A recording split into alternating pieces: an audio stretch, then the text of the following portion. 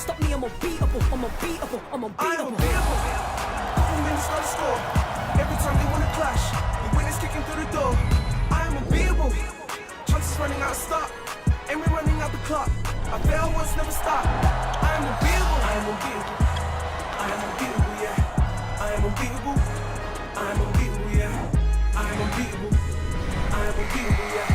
I am unbeatable. I am unbeatable, yeah. Welcome to the British Basketball League YouTube channel. It's all come down to this. After 28 weeks of the regular season, the playoffs are finally upon us. This weekend is round 1 of the quarterfinals, and it promises to be unbeatable. Up next is Sheffield versus Leicester. Guiding you through this one is Josh Bett and Ant Rowe.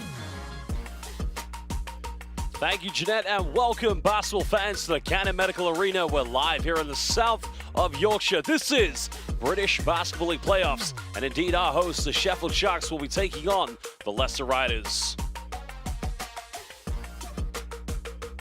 Well, hello and welcome. I'm your commentator, Josh Bett, alongside former Riders and British Basketball League legend Ant Rowe. And history, a rivalry, but also it's playoff time. It is. They're geographically close. The grudge match has even been developing year after year. I've been involved in a couple of these matchups. I'm intrigued just to see how this one plays out.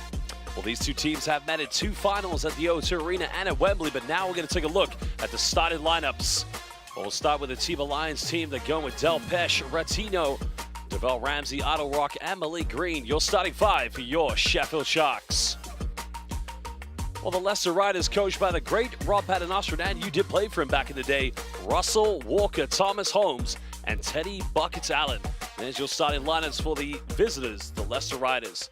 Well, Ant, we got to talk about some of the key players, and we'll start with Malik Green. What can we say about this superstar? He's their 6'8" versatile forward who's been a breath of fresh air since his arrival in February, and it's no coincidence that this Sharks team have been better since then. He has the skills to beat players off the dribble, but also the power to dominate inside. 15 points, 9 rebounds a game. They will look to go to him early.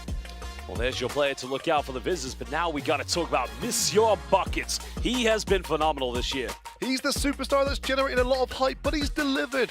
And it's good news. He likes playing against the Sharks. 35 points, 12 rebounds, 6 assists there for his career high. But even more importantly, the 3 games he's played against the Sharks this season, he averages 30 points, 9 rebounds a game. He'll be pivotal in this matchup.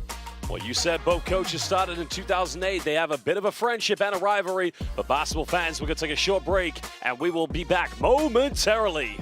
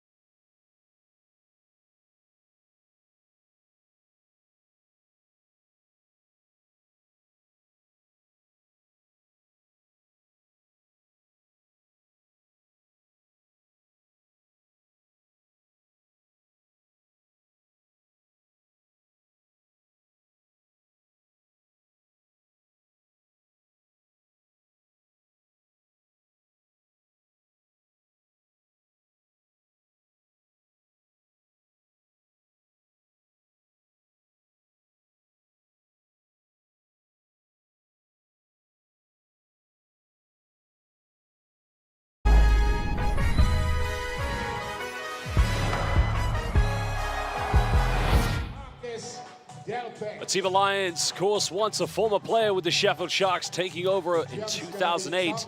And since then, well, these two players, two coaches, I should say, and they met in the final in 2016. And I think you were a part of the Leicester Riders back then.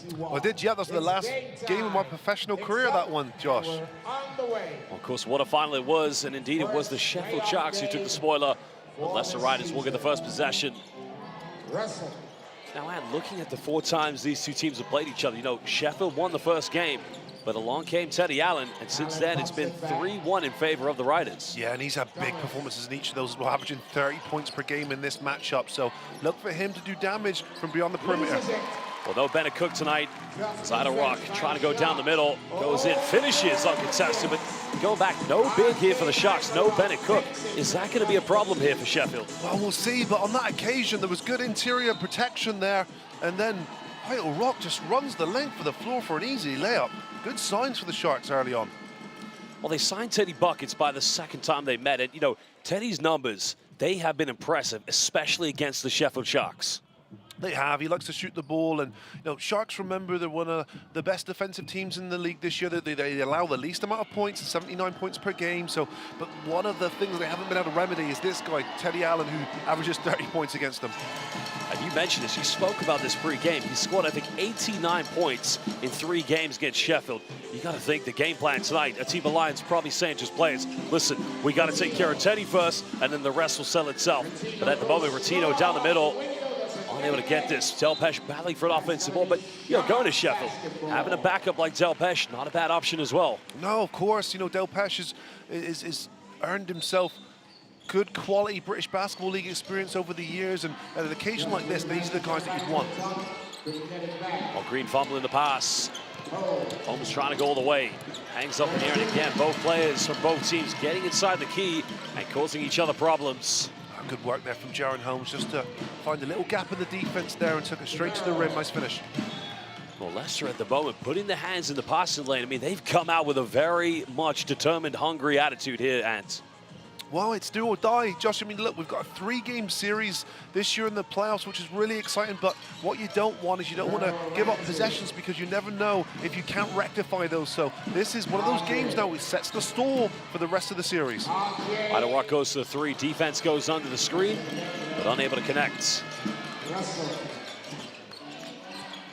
Well, Russell, of course, starting over Kimball McKenzie. He is unavailable here today.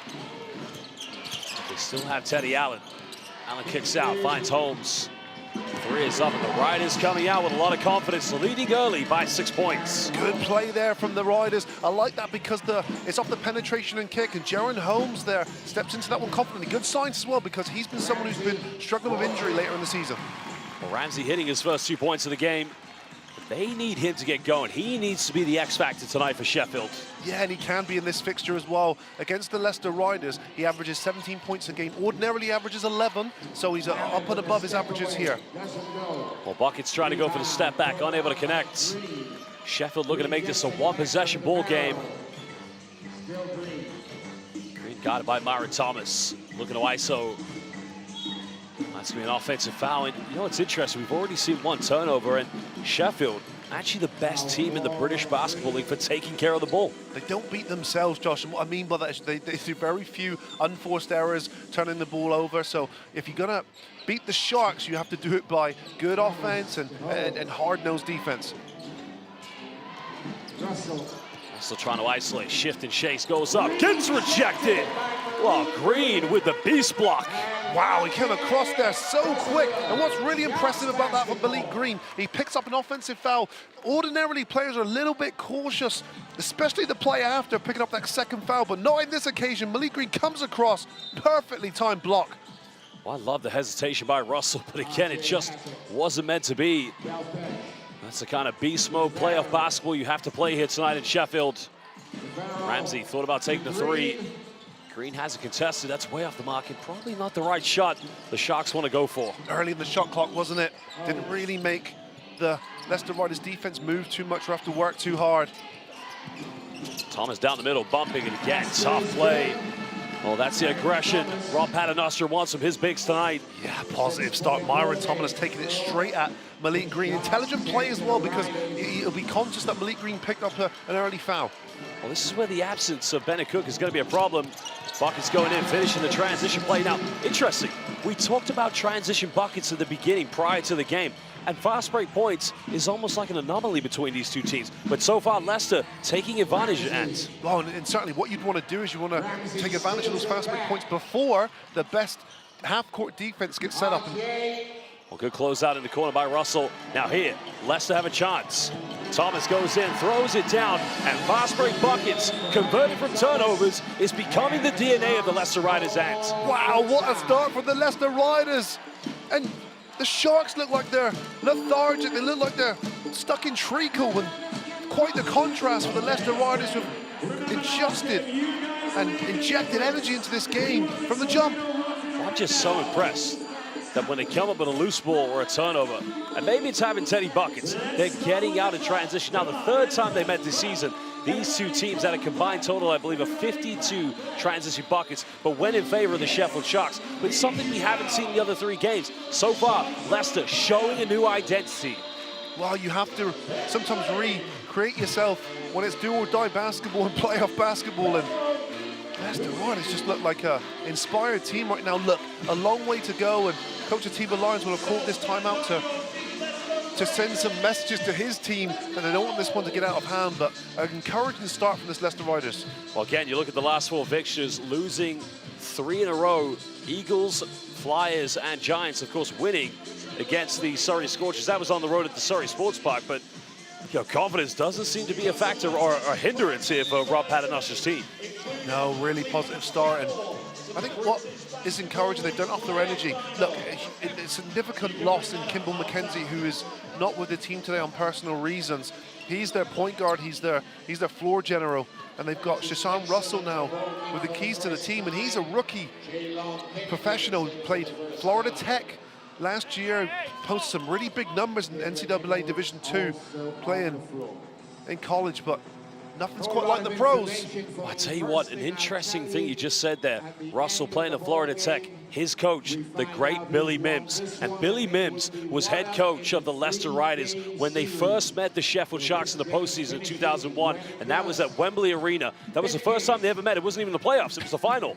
Leicester drew first blood. Well, there's almost turning it over, keeping it alive. Prentice Nixon going for a Hail Mary three-pointer, and all of a sudden the Cannon Medical Arena just erupts into a bit of electricity. Goodness me, that's a big shot from Prentice Nixon. And I was worried about his health as well. He rolled his ankle and missed last game, so there's question marks on his health, but stepped into that shot, contested, big shot. Well, Bucket's going for the unorthodox. I don't know how you explain this guy, because his shots that he takes is something you would take in a pickup. They are indeed, but he has the confidence and the accuracy to knock them down. I don't think there's any player in the world of any form of pro basketball that plays like he does, but he gets the job done.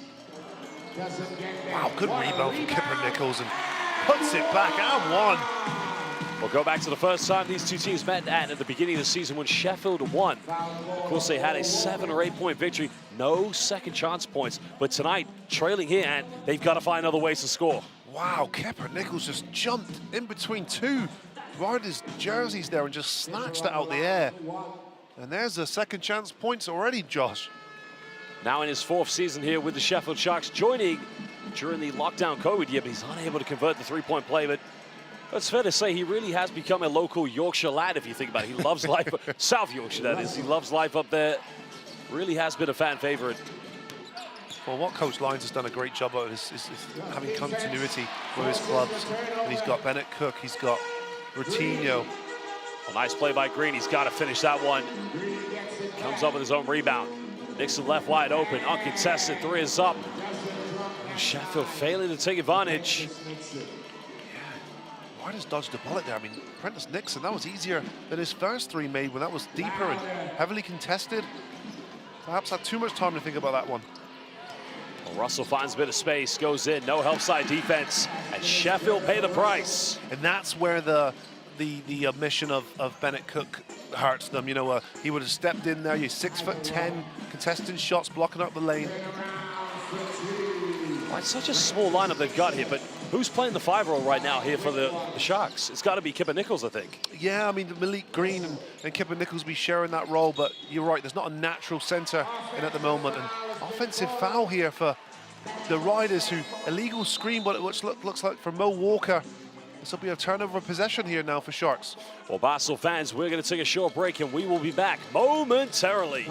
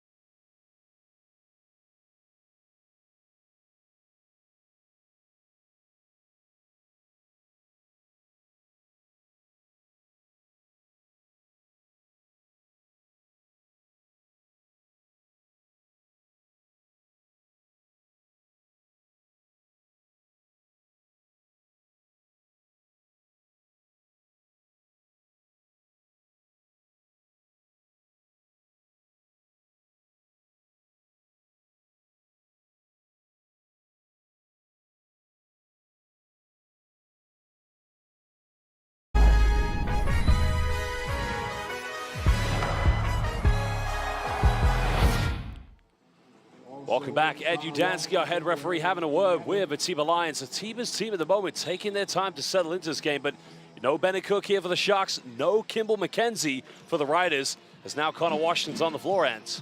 Yeah, and of course Connor Washington will boast probably the most experience, especially combined throughout his whole years. I've played with Connor since 2012, so and he's been there, done it, and won all of it. Well, Pipkins now in around the defense, slithering and sliding his way. Bit of a Mamba-like move. Yeah, great move from Jalen Pickens, and they'll need him to be aggressive. His athleticism and the ability to slice to the rim just like that will get them easy points in the paint. Well, trying to go inside the paint, gets zone rebound. Second chance points this time going in favor of the Riders. Great work there from Samuel Dowu. His 6'8", strong presence could really come in key for the Riders here today. 8-point lead at the moment here to the Riders, excuse me. Sharks trying to battle back. Pipkins in and around again. Are you kidding me? This guy makes contact, hangs in the air, no problem. Unbelievable. His ability to just take off and then adjust. Well, the threes are flying in at the moment, and it seems like everybody is getting in on the stat sheet ads. Myron Thomas hit a couple of threes back in the day? Only a couple, literally only a couple. Myron Thomas, one of these individuals that when he plays well, Leicester Riders are strongly correlated with winning games. Well, nice pump fake, but they're going to call a 3-second violation against Malik Green. It's one of those you just can't, I mean, it seems quicker than it actually is, but there's the kick out, but, well, there's the play by Pipkins. But you know what it's like as a big. You can only be in that key for so long. That's exactly it. He's got to step out, come back in again, but sometimes you're not thinking about that. You're just looking to put the ball in the hole in the most efficient way possible. Well, the alarm bells have been ringing here for Sheffield. Live at the Cannon Medical Arena for game one. Holmes going all the way, gets the and one. He's going to the free throw line. And man, I got to tell you, Sheffield, they look a little bit scared at the moment. They do, and the Riders, the aggressors, look at this. Takes it right at Kipper Nichols, and Jaron Holmes, the rookie, taking it right to the rim. Nice finish. You know, it's interesting. Without Bennett Cook is such a fundamental player for Sheffield because, number one, he plays his role on both ends of the floor to perfection. He's not a go-to player, but you throw the ball to him in the paint, he'll do the job. But more importantly, we're seeing it here. You're making players such as Kipper Nichols play out of position. Malik Green, they've got to be rim protectors, and that is what Bennett Cook gave this team. Well, it's not so far. It's not been a characteristic Sharks performance. You know, they've conceded 26 points already with 2 minutes left to go in the first quarter. Well, Nixon now in and around the defense, goes in, draws a foul, and he'll go to the free throw line. Very unlucky not to get the and one. But Sharks looking more aggressive every time they make those penetrations from the backcourt, Ant. Yeah, good move here from Prentice Nixon, who's been introduced into this game. He's hit a 3 already, and you see him this time off the dribble going towards the rim. TJ Lau checking into the game, and there is Bennett Cook. Right now looking a little bit concerned, maybe? Well, I'm sure he'll be wanting to help his teammates, and look, you can't teach what he has. He's 6'10". He has 4 or 5 years of British Basketball League experience, and he's one of those pillars as well, those strong pillars that Atiba Lions has built around. He's got a strong nucleus: Kipper Nichols, Ratinho, Bennett Cook, and Glasgow as well, junior, who's now on the floor. So, you know, these are the guys that are going to get you to that next level, the experienced pros. Still a 9-point ball game. Bucket step back in the corner, can't get it. TJ Lau trying to go for the weak side offensive ball, but now here come the Sharks. Under 2 minutes. Nixon all the way off the backboard. Now when he wants to take the game over, he may just need to go to that turbo mode. Prentice Nixon has been excellent since his introduction into this game. He's had a fearless mentality, and I think he's settled things down for this Sharks team, who couldn't score the ball in the first 5 minutes of this game. Well, Buckets here on the post-up. Goes to a tough fadeaway. You know, we'd say those are poor shots, but that is typical Teddy Buckets. You're right. Nice dish off, goes in, hangs the air, and now it's a 6-0 run for the Sheffield Sharks. Just like that, it's a stop. And Sheffield Sharks are out to the races. Nice finish again. Well, it's been like a boxing match at the moment. Both teams going back and forth with each other. Sheffield now just handing a punch of their own, but here comes Adowu, posting up against Del Pesh. I mean, it's good defense, but it's a tough move. Yeah, Samuel Adowu, someone who scores the ball really well, played in the Dutch league, averaged 16 points a game there, and he's coming back from an injury this year, but as the seasons went on, he's got more and more confident. Well, Glasgow Junior hitting a three-pointer, they go under the ball screen, and you know, Sheffield, we've seen this from them time and time. They have those games where they can light from the perimeter. Look at that, just bench points, 20-4. Nixon, Glasgow Junior, really playing a crucial part in that. Well, the defense followed Teddy Adowu, should have put that one back. Final shot here in the first quarter. Glasgow Junior is going to run the clock down, but he's going to give this one up to Prentice Nixon. Nixon got it by TJ Lowell. Getting ready for the ISO mode. No bull screen coming. Nixon step back 15. This guy has come ready to play, and we've got a ball game. Big time move there. You see Nixon way up the defender. That drag back dribble, give him enough space to get that jump shot off. Cool as you like, knocks it down. Well, that is the end of the first quarter. Atiba Lions players have got themselves back in it. We're going to take a short break, and as always, we will be back momentarily.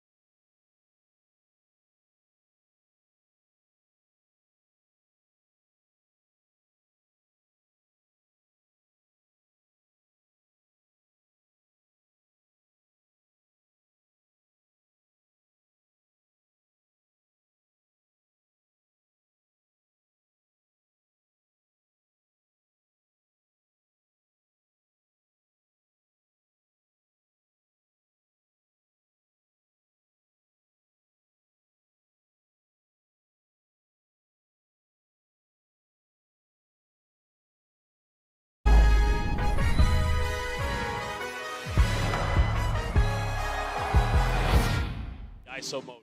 Well, here you can see the ISO mode coming from Prentice Nixon, and he may need just to take this game over right now because they're at home. They're looking like the the Caledonian Gladiators against the Newcastle Eagles. Is the pressure being at home in game one getting to them? I don't think so. Still really early in this game. It's a 2-point game, and just off Nixon, he's been someone who's came into this game and just ejected his energy. 11 points in that first quarter for him. 2-point ball game at the moment. Nixon trying to pull up for another three, and maybe not the right shot to take. That was tough when you got the hot hand. You always want to just test the waters to see if you can keep cashing in on those jump shots. Not on that occasion. Well, Law going on a ball screen, finds Adowu, got it by Kipper Nichols. Nichols playing good defense, but Adowu at the moment, he's finding his time inside the key. Yeah, another strong move from Samuel Adowu. 6 points personal now for him, and you see him utilize his size and strength there against Kipper Nichols. Pipkins trying to isolate, goes baseline, tough pass. Glasgow puts this one up, and now you can see this 5 able to spread the floor a little bit better for the Sharks. Glasgow Junior, another one with British Basketball League experience. Sharks, Newcastle Eagles, and a veteran pro who will relish the opportunity to do damage in this playoff game. Washington heavily defended. Time winding down here on the shot clock. Finds Jaron Holmes a little wide open in the corner. Doesn't get the drop on it. Foul's gonna be committed. I think they're gonna call this against Del Pesh. That's a tough one, Ant. Yeah, it is, and they're gonna need him to remain in this game with the absence of Bennett Cook. You see him fighting for the ball there, and maybe just a grab. Well, that's a tough one because he is sandwiched between 2 Leicester Riders players, but nonetheless, a foul has been called against him. Baseline ball to Leicester. TJ Law, of course, getting ready to play in the Canadian CBL this summer. At the moment, has his mind focused on British Basketball League playoffs. Well, here comes Sheffield, looking to tie the game up. Hangs in the air, almost got it. Unbelievable. It's athleticism, the ability to just hang in the air. Wow. Something you just can't teach, can you? No, you cannot teach that. Still a 2-point lead to the Riders. Well, trying to isolate against Pipkins. Pipkins just standing strong. TJ Lowell's hit the ground, so hopefully he's okay. Well, Kipper Nichols thought about it. Good passing. 3 in the corner. Finally, Sheffield take the lead by 1. Good, patient offense there. They knew that it was 5-on-4, and they had the man advantage. And extra pass there, got that higher quality look, and Pipkins knocks it down. It's interesting with so many players, very similar positions for the Sharks, but they seem to play very well together. And I really got to pay a lot of homage to Atiba Lions, because when you have a lot of players like Newcastle Eagles, Larry Austin Jr., Ricky McGill, Jordan Johnson, it's been tough at times for them to figure out how to play together. Whereas you look at Sheffield, they've got the same situation, but they seem to move the ball a little bit better. Well, it's took them a little while to get to this place, though. When you look at them early in the season, they look unrecognizable by that same right. They really struggled to score the basketball early. They were that hard-nosed, defensive-orientated team. But now you see that the pieces that they've added in Malik Cook, Nixon, they've complemented the existing players that they have, and it works. I like the sound effects we've got for the traveling violation called against Adowu. Very creative here from the Cannon Medical Sport Arena. TJ Law's going to get called for the foul. Oh, no. Well, and something else has been called. Offensive foul. Yeah. Let's have a look here. Wow. I mean, unless from the other angle you got an elbow there, but it didn't look, I don't know. That's a tough call. I mean, that situation, it has to be an elbow or something, doesn't it? Because from that angle, what we see, I'm not saying we probably didn't see from what the referee's better view is, but that is a tough one. Doa goes in, gets rejected. Well, Kipper Nichols said, not in the tank, and again, look at the finish. This guy is simply incredible, Ant. Unbelievable. Pipkins just elevates. And it's like a highlight. It's not a dunk, but it's a unbelievable play. He just takes off and figures out the rest later. Great finish from Pipkins. Well, I tell you something right now. First of all, kudos to the block, Kipper Nichols, right here. Yeah. Nichols just said, no in me casa. But look how quickly, and Jalen Pipkins, is this man auditioning for Space Jam 3? I don't know. He hangs in the air and he flies. Get out of here. That is an unbelievable block from Nichols. That's a basket-saving block, and then down the other end, in a matter of seconds, Pipkins is elevating towards the rim. Nice finish. Well, you mentioned this pregame. Both coaches started in 2008. Both coaches, well, Rob Paternoster did play 1 year with the Leicester Riders, but predominantly with the former Birmingham Bullets. But again, there's a lot of respect, a lot of admiration, but it's a rivalry based off that respect. They met in the finals in 2016. You played in that game.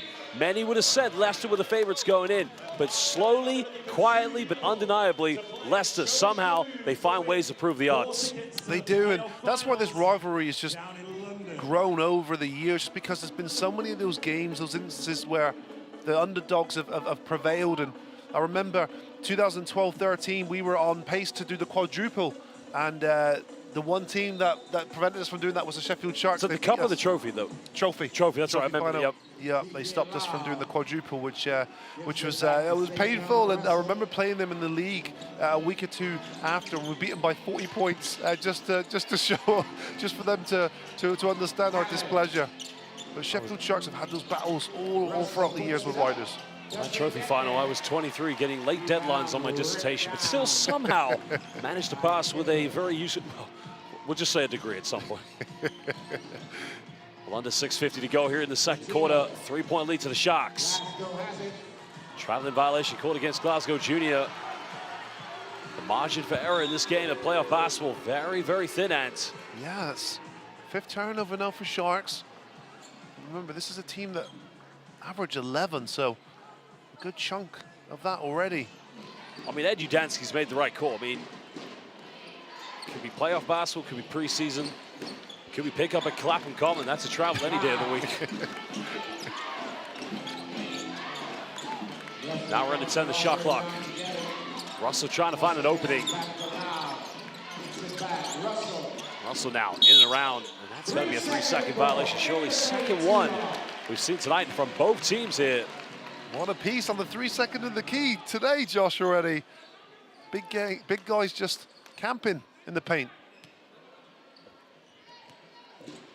How many times did you get called for 3 seconds in your career? Oh, not very many, but it's very frustrating when it happens. It doesn't happen very often, but when it happens, it's a turnover, essentially, so you've lost possession for your team. So it's one of those ones where you're a striker and you keep getting caught offside. You know, that's not good. That's the only equivalent I can think of. You're absolutely right. It's one of those that you just have to be very, very quick and very mindful, of course. Sheffield failing to go up by 2 possessions. Russell down the middle. See, I like that penetration app, but the issue I have with it, they know the pick and roll's coming, they've smothered, they switch. Nobody on the perimeter has done anything to get open. No, it's stagnant, isn't it? Good start from Myron Thomas. 7 points personal for him, 3 for 3 from the field, so perfect start for him so far. So Leicester trying to regather themselves, riding this storm. Doe bumping. Right now he's looking more and more effective and confident with those back down post plays. Looking like you back in your day, Ant. Thank you very much. And they're trying to take advantage of the size advantage against Nichols, who's not ordinarily a natural 5. He's about 6'6", typically plays on the wing. And what the Leicester Riders are doing is they're going at him with their big guys, 6'8", and utilizing that size difference.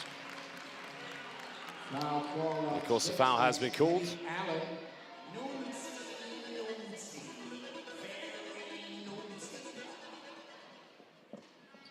Good aggressive move, though, from Jordan Martino. Well, the first time these two teams met in the quarterfinals in the postseason of the British Basketball League was indeed back in the year 2005-06. One former Pete Scanterbury, who was inducted into the British Basketball League Hall of Fame, was then coach of the Sheffield Sharks. Oh dear, just a miscommunication there between the Riders, and that one a bounce out of bounds off the Martino missed free throw. Well, one of them could have got it, but they both decided to go for it. And in the end, the Butterfingers became into effect. Sheffield still leading by 2. Glasgow bumping, pulls off the mid-range. Well, if he gets cooking at it, it's going to be a problem for the Riders. It's going to be a rough ride, that's for sure. Oh, he's been great, Glasgow Junior, and that's 7 points personal now for him. 3 for 3 from the floor. Thomas going for 3, and now Sheffield looking to counterattack. Glasgow goes in a little teardrop and a little kiss. Una Bethera off the bank. What? Sheffield have done a really good job at just pushing the basketball. Good outlet pass, and Glasgow Junior finishes. Well, we're going to take a short break, and as always, we will be back momentarily.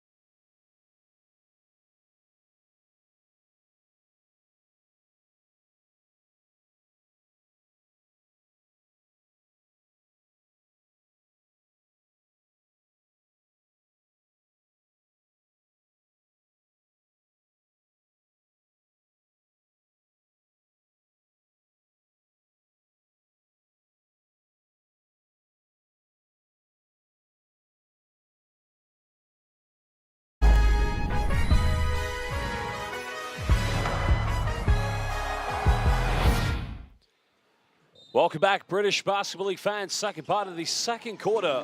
About to get back underway. Leicester did lead quite well in the first quarter. Now find themselves down by 6 points. Josh Bett alongside Ant Rowe, former Riders superstar. And at the moment, Leicester, the tables really have turned so far as Holmes struggling to go from the mid-range. They have, you know, if you look at the first 5 minutes of this quarter, Leicester Riders were on another level, really dominated, and look at that bounce pass inside from Ramsey, and just opens up for Green for the easy dunk. Well, again, it's just the ease and just how convenient it was. Ramsey shifting and shaking the bounce pass, but no help side defense. What is going on now with the Leicester Riders? Well, they give up the most points in the paint. Malik Green again with his second block of the today. Well, Sheffield Sharks, let me give you a bit of advice right now. Don't you ever think about making a British volleyball team, because this man, well, first of all, look at the bodies there, shifting, shaking, prime time, finding Green. And as I said, don't you ever make a Sheffield Sharks volleyball team, because you will lose Malik Green. This man can elevate. 8-point ball game, buckets, got it by Glasgow Junior. Tough step back, it's up in the air. And it's gone a little bit cold, Ant. Yeah, it's again another tough shot, but as you say, he's the tough shot maker. But good defense from the Sharks to make him feel uncomfortable. Well, you alluded to this in the pregame with Teddy Buckets. He's averaged just under almost 30 points per game against Sheffield. And you know, seeing how this team is formulated, how they're coached by a team of Lions, that's another tough one. The ball didn't touch the hand of anybody. And listen, we get it. Teddy can turn it on and off, but at some point, you've got to get the rhythm going, Ant. Wow, speaking of rhythm, I think Sharks have found theirs now, and it's good signs at the moment for Sharks, because up to a couple plays ago, Malik Green hadn't scored yet. That dunk gives him his first 2 points of the game, and you see him now being a little bit more aggressive, a little bit more confident in his approach to the rim. And he is their leading scorer, so you don't want Malik Green getting hot. And look, an interesting thing about Malik Green is his first year as a pro. He was in Luxembourg earlier this year, where he averaged monstrous numbers, 28 points a game and almost 11 rebounds. So he's a player that's used to putting up big numbers. Since arriving in February to the Sharks, the team are 9-6. So it was almost an automatic transformation of this team. And I think what he's brung is that player that he can go to. He's versatile in that he's sort of an in-betweener, sort of a wing slash power forward. He can shoot the jump shot, but also his athleticism and strength can bury people down low. Oh, it's interesting to talk about him playing in Luxembourg. I mean, look, this league, the British Basketball League, it suits his style of play. The physicality, the size, the athleticism, but also the amount of points he's going to get. I'm interested, you said this prior to this game. If this game remains a low-scoring game, it can be Sheffield's for the taking. Yeah, and that's what you'd want. If you're Sheffield Sharks at camp, you'd want this game to be lower scoring as possible, a lot more half-court sets, meaning that less transition, more Riders having to work hard to score the basketball. And you can just see by this quarter, the rest of the Riders just scored 4 points in this quarter so far. Nice penetration, switch on defense. Myron Thomas struggling there against Malik Green. Very interesting point. You did tell me this before the game, is you look at the 4 times they played, 2 of the times that the Riders have defeated, they were quite hefty defeats. They'd scored over 100 points, but even the more recent game, as you told me before the game, they just were 3 points below their average. So you're absolutely right. Sheffield needs this to be as low scoring as possible. Yeah, and I think that puts them in the best position to win this game. And they've been able to slow the Riders down, because remember, this is a Riders team in the first goal. You see that foul, good call from the ref, and Myron Thomas, good activity in the offensive glass there. Riders were able to score 28 points in the first quarter. So just to put that into context, that this Sheffield Sharks team hold teams on average to 79 points a game. So the Riders really did start this hot. That free throw was just the 7th point of the second quarter for the Riders. So you see the Sharks really turn things up on the defensive end. Well, Rob Paternoster just trying to change the flavor of his chewing gum, but at the moment he's got to find ways to change the scoring input of his team. It's Myron Thomas, 8 points in the second quarter, but this is the DNA of this team. They rely heavily on Teddy buckets, we know that. Averaging 29 points per game in the 3 games he's played against the Sharks. So at some point, they're going to get into that rhythm. But defensively, would you say they just need to hold tighter to prevent Sheffield from getting any more runs? Well, that's been their downfall all the year, is their ability to get stops. They haven't been able to do it consistently, and you look back, all of the big games they've lost this year has been because of their inability to get stops, especially down the stretch. So Riders' strength is their ability to score the ball in a number of different ways. Well, Green's got to finish that one, but Riders now struggling for offensive rebounds. And again, Green causing problems. Jaron Holmes is going to go himself. Bumps. Doesn't get the and one, but he'll go to the free throw line. Well, that's a bit of a concern there. Wow. Well, Holmes just saying, well, he's in a bit of pain. You might want to give him a little bit of time, but let's have a look at. Does look like they've gone knee to knee. Yeah. Not quite the player you want to make knee contact with, because Jaron Holmes is quite a very tough physical player. Well, we have a timeout now. 1:56 to go here in the second quarter. Currently, Leicester Riders trailing by 7 points. Riders historically have got the better of the Sheffield Sharks in the postseason. Remember, as we mentioned, they both met in a playoff final, once at Wembley, once at the O2, and they both split those games.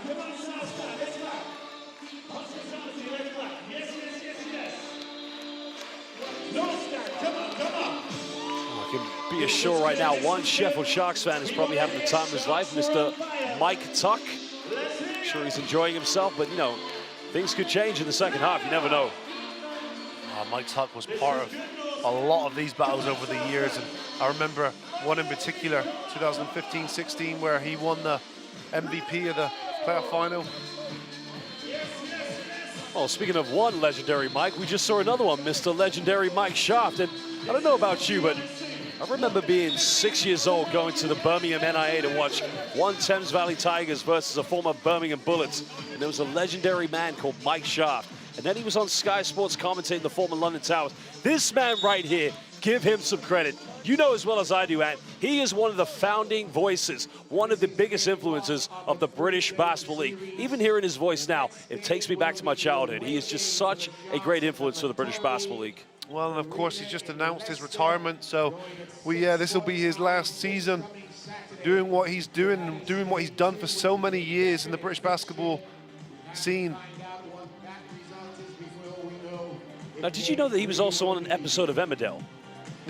I did not know, but... I didn't know that until lockdown. I looked at his website. He's on an episode of Emmerdale. Wow. So I would start thinking, like, is he on EastEnders? Is he on Coronation Street? I mean, that is, we know he's a radio voice, one of the top radio voices historically for Manchester. But, you know, big shout out to Mike Shaft. What a career you've had. Kind of sad you retired, but, you know, hopefully we'll see you around for more games, of course.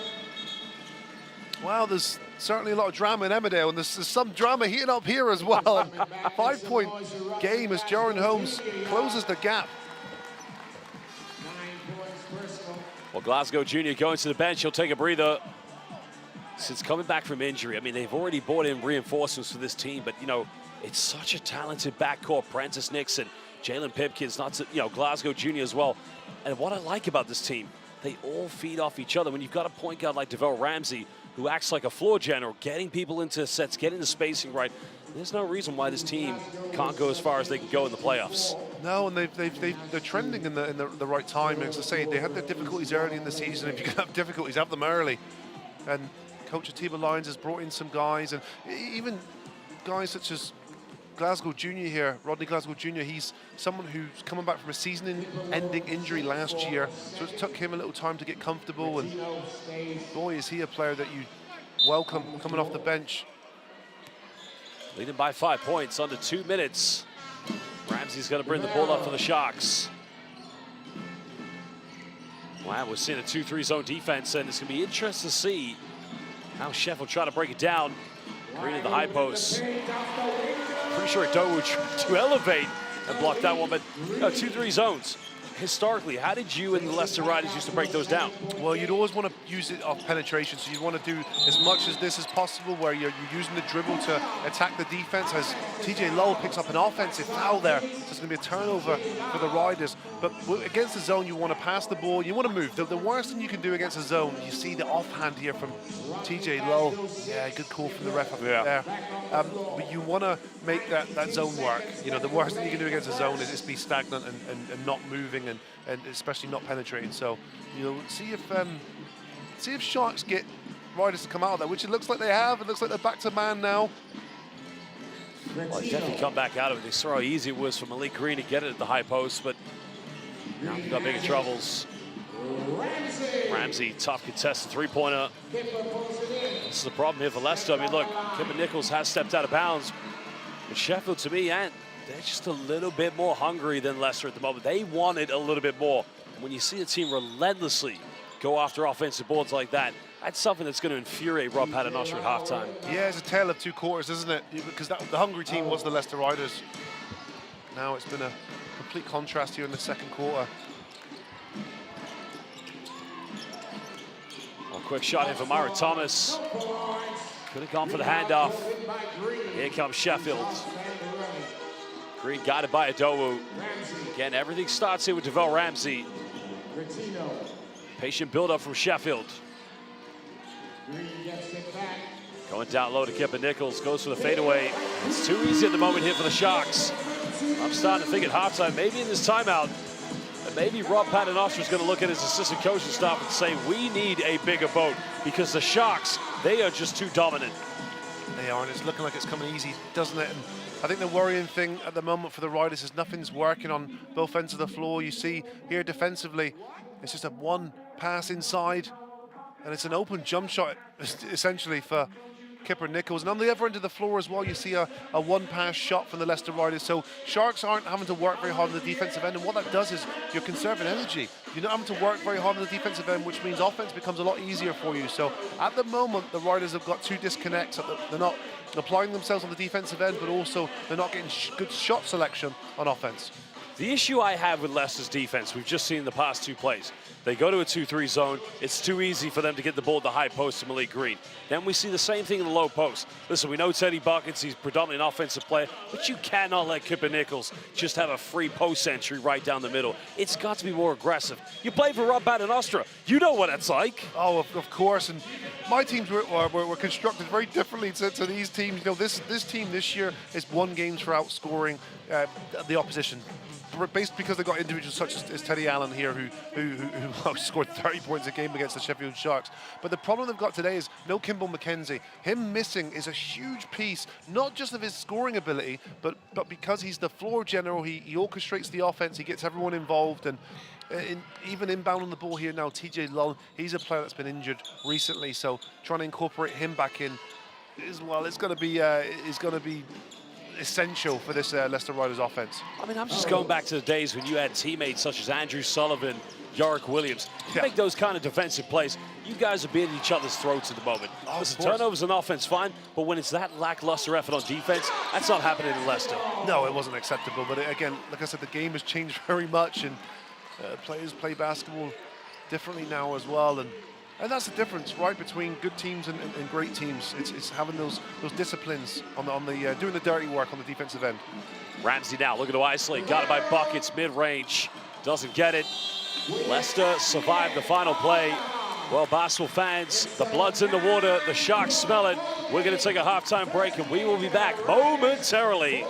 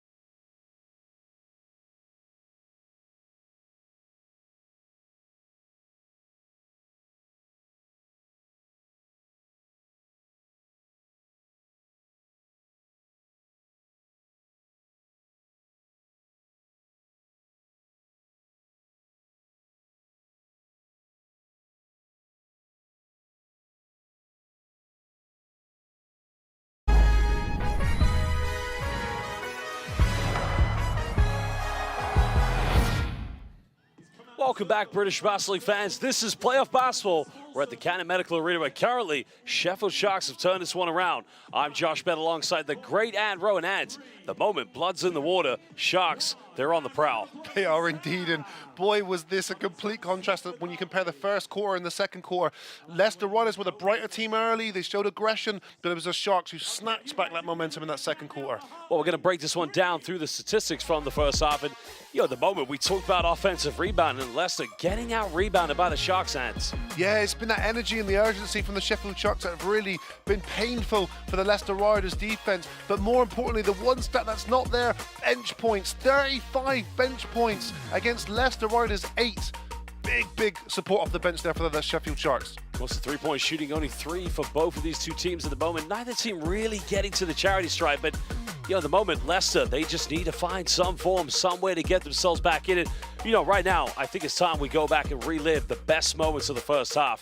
I mean, it's been an extraordinary game, and I guess some players have just been flying out of Sheffield at the moment. They have, and it started really well for the Leicester Riders. Jaron Holmes was leading the way there for his team, and Myron Thomas was excellent. He's had 9 first-half points, but it's Prentice Nixon. He was the guy that ignited the offense coming off the bench.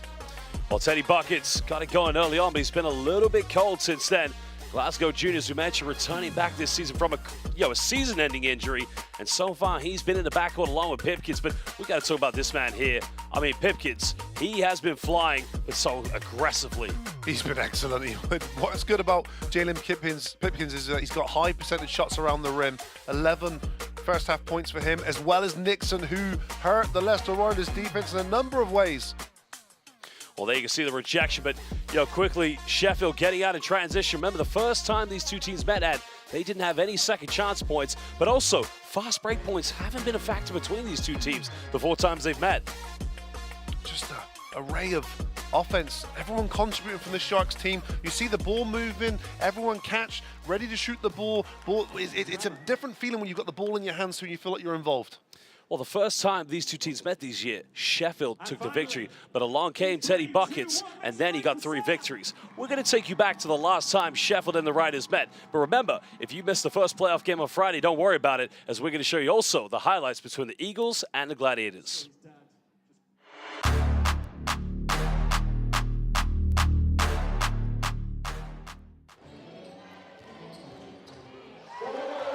Pocket picked there by Deverl Ramsey. He'll take it the distance. A nice finger roll 101 to get the first bucket of the game. Teddy Allen already with 1 bucket, make it another using the glass. That is silky smooth. Teddy Bucket bound the other end. He just makes it look so easy, doesn't he? Back come the Sharks. Beautiful drive there. And there you go. Malik Green starting to warm up. Teddy Allen up and looking. He'll score as soon as he crosses the line, and that might be the craziest shot we've seen all night. Just takes off, floats towards the rim. Oh, what a fake. What a fake by Green. Ball knocked away nicely by Myron Thomas. The big man goes behind his back and off the glass. Wow, DIY, do it yourself.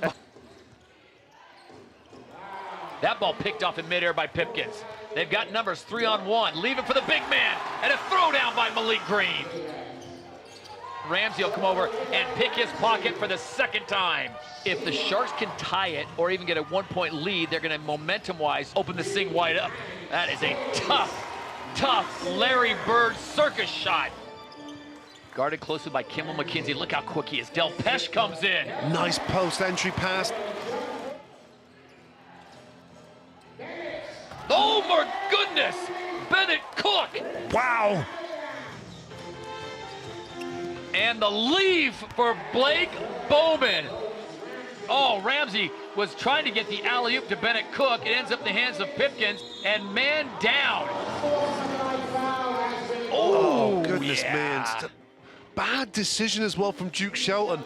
Duke Shelton with the unsportsmanlike foul. And Coach Rob Pano just says, why? Gets it into Cook. Cook gives it back to Ramsey. Good look at a 3. Gets it to go. Ramsey inbounds it. Adelrock can't get the shot to fall, but the Leicester Riders hang on and they get the victory. 88-85. What a game.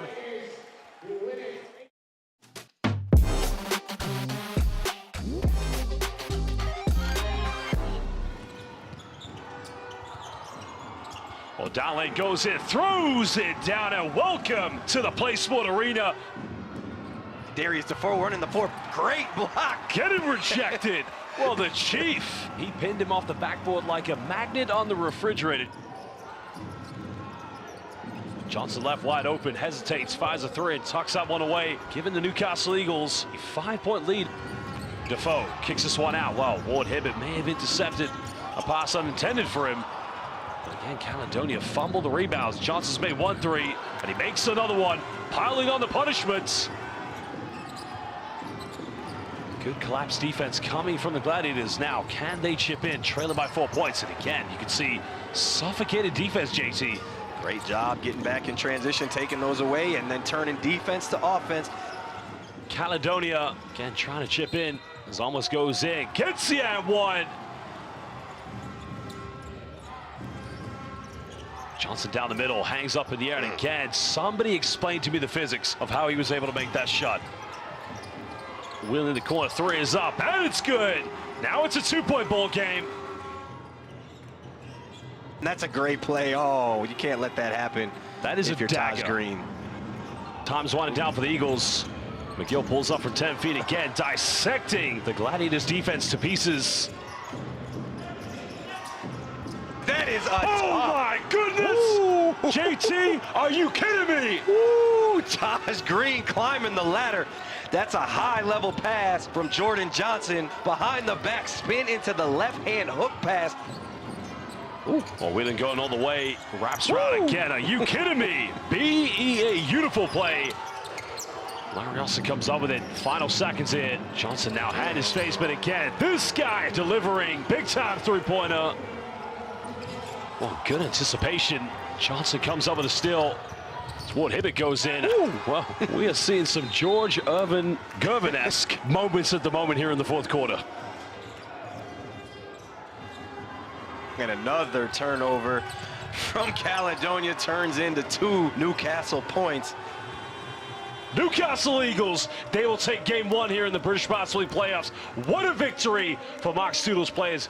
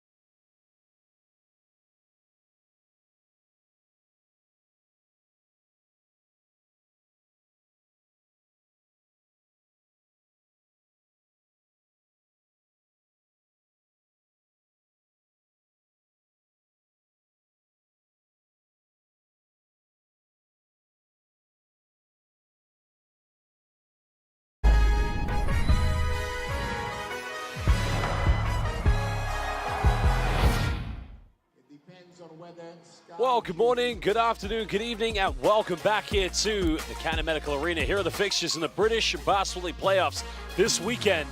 Of course, we had a great game on Friday night in which the Newcastle Eagles proved the entire British Basketball League wrong by picking up a big victory on the road Well, tonight, of course, London Lions making good work of the Surrey Scorchers. The other game going on tonight, Cheshire Phoenix. They'll be taking on the Bristol Flyers, but currently, Sheffield Sharks have turned this one around here at the Cannon Medical Arena. Well, I'm your commentator, Josh Bell, alongside the great Anne Rowan. And I got to tell you, we got to talk about the player of this game so far here in the first half. And there's only one player that comes to mind, Prentice Nixon. Yeah, I thought he was excellent. You know, when he came in the game, it was a point of the first quarter two where the Sheffield Sharks were really struggling to put the ball in the hole. It was a vulnerable point of the game, and Nixon came in and instilled confidence in his team. He hit a big contested three-point shot, and thereafter he just put points on the board, left 2 for 2 from the free throw line and 3 for 3 from 2-point range. Well, one thing that really does inspire me about his game, his confidence, it is limitless. And you know what? If you're the defending team, it's terrifying. Yeah, and he's got that ability in him as well. He played in Finland where he averaged 25 points per game in the first division there. So Nixon comes from a high pedigree and been able to put the ball in that hole. Of course, Nixon here, part of one of the most historic teams since their birth in the 1990s, mid-90s, when they had one former Minnesota Timberwolves head coach as a player then. Mr. Chris Finch was a player for the Sheffield Sharks before becoming their head coach. And the head coach at the time was one Jim Brandon, also drafted into the NBA. So this team, with a history and, of course, a great tradition of plethora of great players and coaches who have been with them. Pete Scanterbury, we mentioned, inducted into the Hall of Fame, knighted by the late Queen of England. But now they're up against one of the greatest teams in the history, the Leicester Riders. Riders looking to get back in. Thomas pump fakes, but you know, and it's a good play, good build-up. But Thomas has got to do better than that. Yeah, it looked like they executed it to perfection, and it was just the fumble at the last moment. Great pass inside. Thomas just seemed to lose possession there. Now, does he have an argument there? The player's up in the air, there's a bit of contact. Is that a foul? I'm not sure, but maybe the ball hit his body. And there's probably a stronger argument as to went out of bounds off the Sharks, but it didn't. Well, here's where they got to take advantage, but again now, it's another turnover. But credit to Leicester. Aspiring plays on defense. A tough transition for Jaron Holmes, but they've got to take the little confidence there to build on. Oh, exactly. You're away from home. You're down by 11. You've got to, 9. You've got to take those little advantages when you can. 2 have gone missing now for the Leicester Riders. Well, Russell mashing up here at Glasgow. Going down low to Kipper Nichols. Time winding down here on the shot clock. Green thinks about it. Puts up a Hail Mary 3. Almost got the lucky roll on that one. That would have been a little too cruel for the Riders. Holmes trying to find some separation. Also hesitates. Now he takes the 3, but neither team able to get into a rhythm. Still looking for the field goal here for, well, the first field goal. Well, Glasgow using the ball screen here from Malik Green. Now he calls for another one. Again, time winding down. Nixon unable to get it. Mo Walker's a very interesting play because, you know, he's dominant in areas, but, you know, his minutes, they're very erratic. Like they change. Yeah, they are, and I think that's in relation to his health as well. And remember, he was a guy who signed for the Worcester Wolves years ago and averaged 20 points, 10 rebounds a game in this league. As Myron Thomas there knocks down the first points of this quarter. Well, there's no denying the dominance of Mo Walker. You know, Walker obviously did play briefly in France as well. He has battled through injuries, but, you know, is it the case, depending what opponent they're up against, also a coach's an X's and O's standpoint of how much he plays? Yeah, and a game like this won't be great for him. You know, Bennett Cook's not playing, and Del Pesh is playing sporadic minutes as well, so there's not another natural opposing big man, so he's going to be mismatched a lot of the time against Kipper Nichols or Green, who are quicker than him. Well, Holmes penetrates, gets inside the key, and that's much better. Leicester just trying to be more aggressive, getting inside the Sharks paint, excuse me.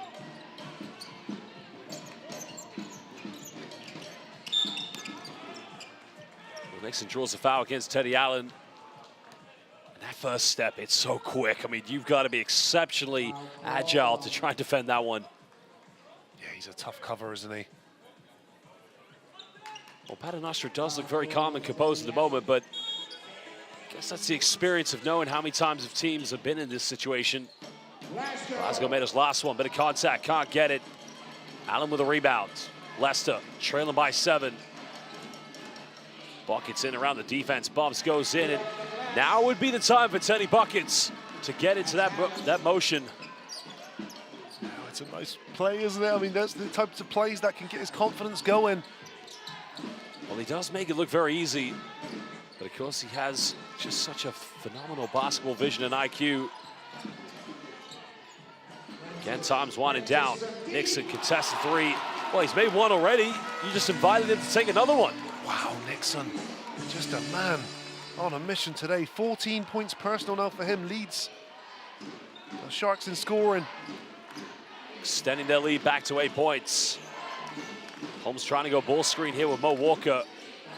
Russell baseline, good help side by Glasgow Jr. And that's what Mo Walker's going to be good for here inside. You mentioned it, no Bennett Cook.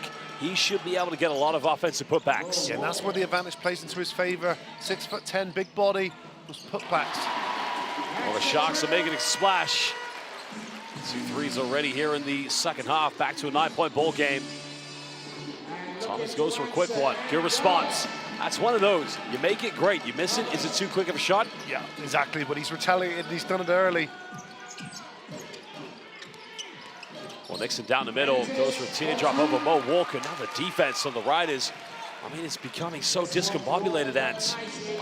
Nixon, 16 points personal now, leads all scorers. Finds Russell in the corner. Kicks out to Holmes, time, space, three. Too strong, no offensive rebound. And here come the Sharks.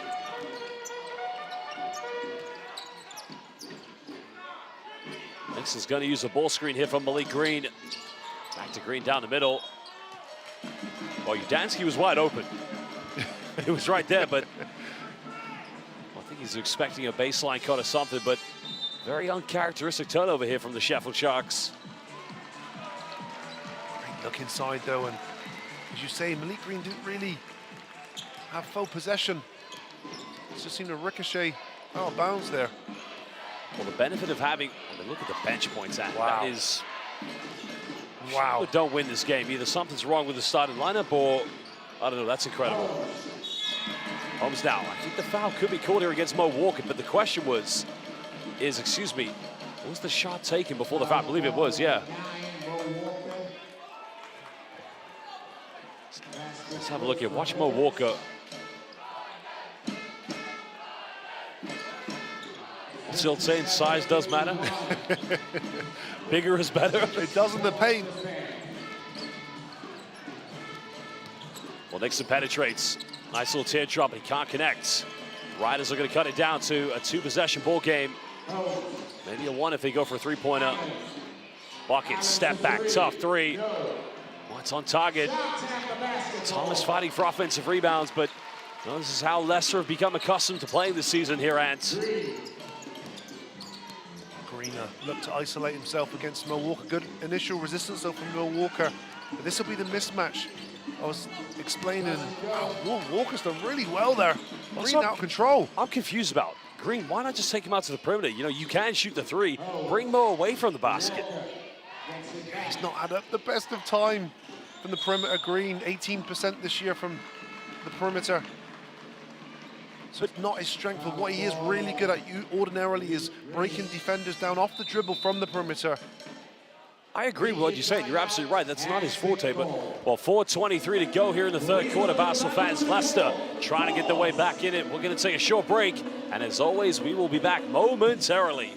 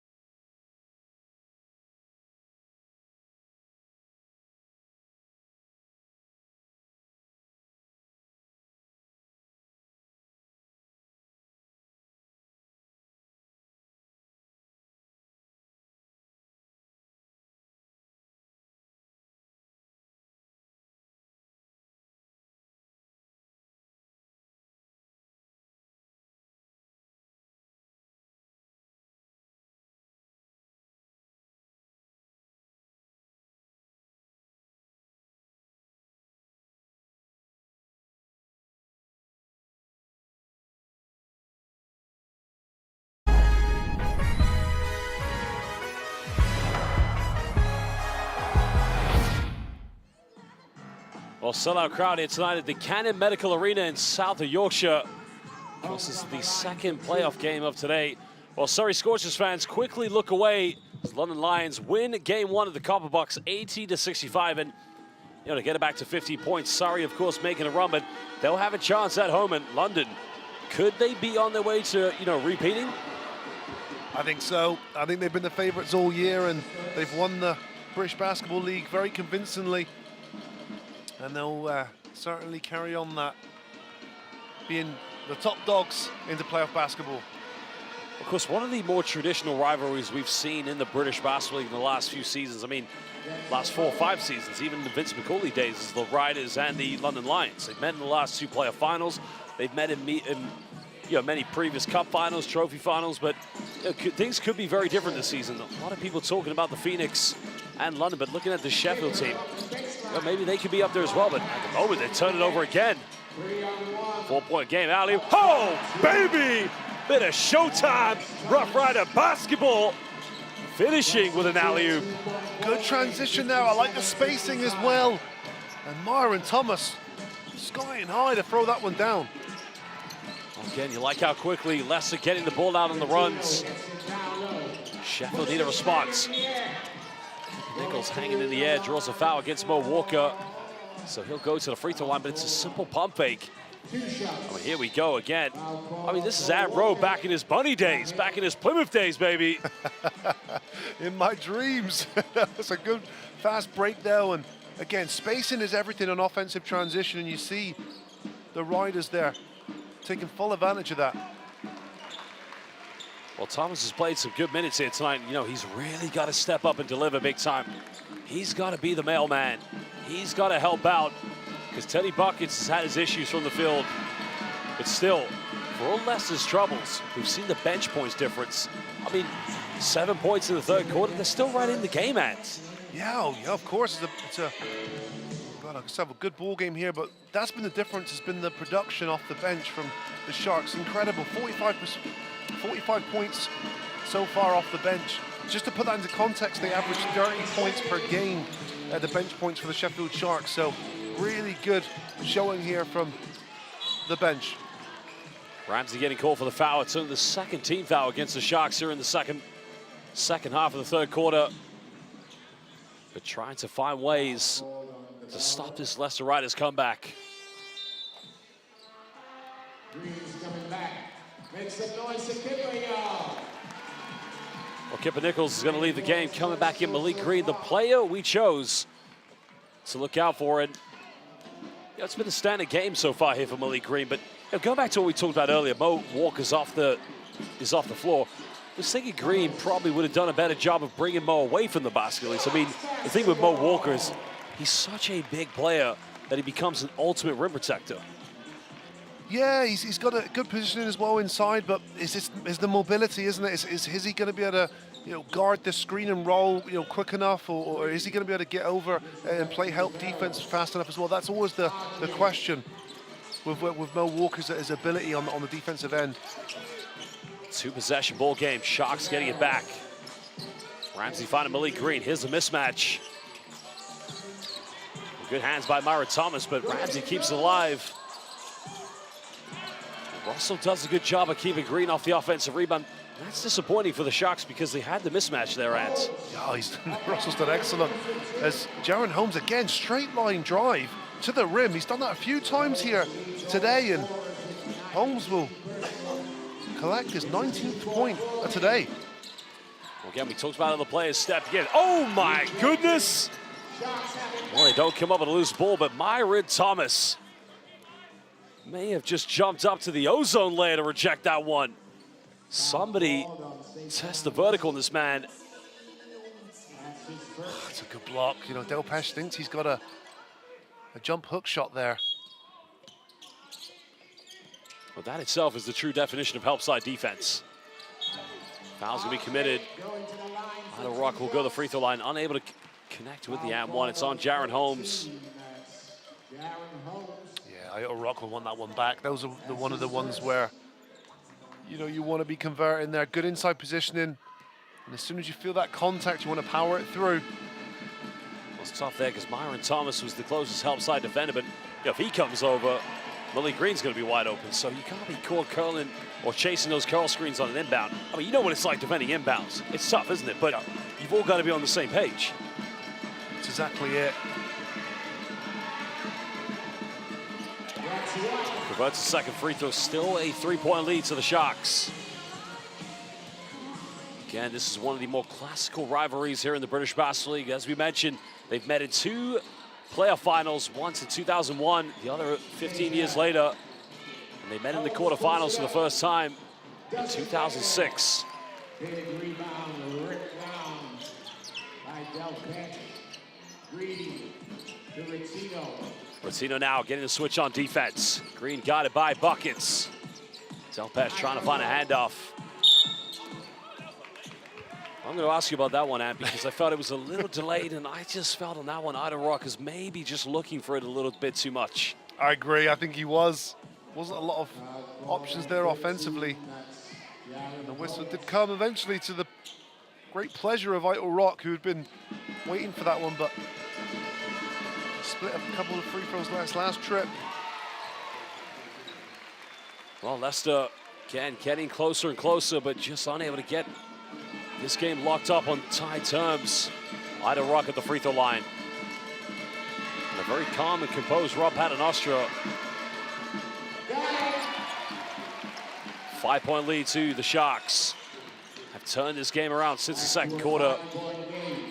So without Kibble McKenzie, and you look at the bench points production, you'd say that Leicester's done a good job to stay in this game.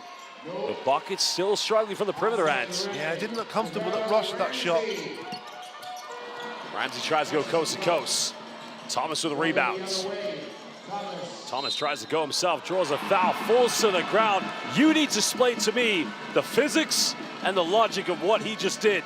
This is Basketballtology 101. Professor Myron Thomas just said class dismissed. Wow, he pushed the basketball. He put it around his back. Then he's falling out of bounds. It doesn't matter because he's flipped it up. Amazing balance here and accuracy. He just finished the play. Wow. I mean, I don't know if that takes serious talent, a bit of luck, maybe a bit of both, but Myron Thomas, that surely has to be a headline on every social media platform of how to make an and-one play, falling and not even looking at the bucket. It was remarkable. He finishes the three-point play, and Sharks a little bit fragile here in this third quarter. Leicester Riders seem to grow into this game, second half in particular. Ida Rock goes baseline, finds Rizzino wide open. That's what he likes to do, and he punishes. That's a good response here for the Sheffield Sharks. It's a big one from their veteran guard. Jordan Rizzino does a good job of relocating. As you see, he doesn't stand still, finds himself in the corner, open, and delivers. Holmes now finds TJ Law. Ball was cut into the bucket, but Holmes, knowing that he's a three-point shooter, well, probably could have stayed there. Yeah, I think so. And Lullaby trying to figure out things himself. I think he's had a disrupted season through injury, and as of late hasn't played a lot. Green goes in, too strong, can't get it. Great job by TJ Law coming from behind there to prevent Del Pesh getting an offensive rebound. And now there will be 12.5 seconds difference to a game in shot clock here with 36.5 left in the third quarter. Connor Washington coming back into the lineup, your former teammate. Yeah, he's good. Good guy and great teammate. Won a number of things over the years for the Leicester Riders. He'll understand what it takes to win playoff games. Player again struggling with injury this year, back injuries. It's a good look there for Adowu, but he's unable to connect. Now Sheffield leading by 5. They made the last shot of the first quarter. They missed the last one in the second quarter. They'll get a third chance here in the third. Ramsey got it by Lowell. Putting on the isos, twisting, turning, spinning in around the defense. And again, what a move by Novel Ramsey. He puts the ice in isolation. Well, there was a range of moves, and he used every move in the locker on that one. But what a finish. Just his 4th point of today, but he steps up big. When's asked. He's usually a very calm player. I think he had a few words for the defense. Basketball fans, that is the end of the third quarter. Sheffield have a 7-point lead. We're going to take a short break and be back momentarily.